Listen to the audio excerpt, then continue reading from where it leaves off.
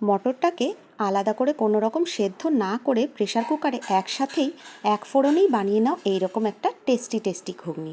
Just 15 মিনিটেই হয়ে যায়। শুধুমাত্র মটরটাকে ওভারনাইট ভিজিয়ে রাখতে হবে। সারা রাত ভিজিয়ে রাখার পর সকালবেলা প্রেশার কুকার চাপিয়ে গ্যাসে অল্প তেল দিয়ে দেবে। এটা কিন্তু আমি খুব সামান্য তেলে করেছি, তোমরা দেখেই হয়তো বুঝতে পারছো।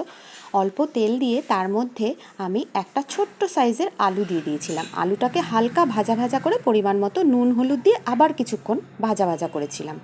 তারপর দিয়ে দিয়েছিলাম কিছু রুটিন মশলা, যেমন জিরের গুঁড়ো, ধনের গুঁড়ো, লঙ্কার গুঁড়ো, সামান্য একটু গোলমরিচ গুঁড়ো দিয়ে সেটাকেও ভাজা ভাজা করে নিয়েছিলাম।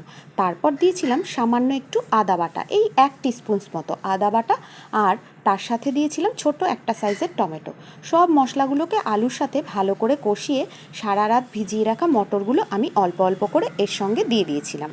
অল্প অল্প করে মটরগুলো দিয়ে আমি খুব ভালো করে এটাকে 4 থেকে 5 মিনিট মতো ভাজা ভাজা করেছিলাম। এই দেখো, মটরগুলো অল্প অল্প করে দিয়ে নেড়ে নেড়ে মশলা, আলু আর মটর একসাথে আমি খুব ভালো করে ভাজা ভাজা করে তার মধ্যে দিয়ে দিয়েছিলাম সামান্য গরম জল পরিমাণ মতো। আর তোমরা গরম জলটাই ইউজ করো, তাতে ঘুগনির টেস্টটা কিন্তু খুব সুন্দর আসে। তোমরা এটাকে ঝোলঝোলও করতে পারো, আবার ড্রাই ড্রাইও করতে পারো। আমি একটু শুকনো শুকনো করেছিলাম, কারণ এটাই আমাদের বাড়িতে ভালোবাসে। তো অল্প জল দিয়ে আমি প্রেশার কুকারে 2টো সিটি দিয়েছিলাম।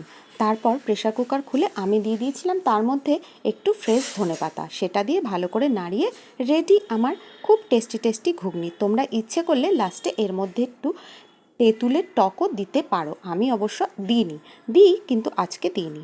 এই দেখো, রেডি আমার টেস্টি টেস্টি ঘুগনি। জাস্ট 15 মিনিটে এটা হয়ে যায়। শুধুমাত্র মটরটাকে ওভারনাইট ভিজিয়ে রাখতে হবে। কেমন লাগলো ভিডিওটা? তোমরা সবাই খুব ভালো থেকো, সুস্থ থেকো। টাটা।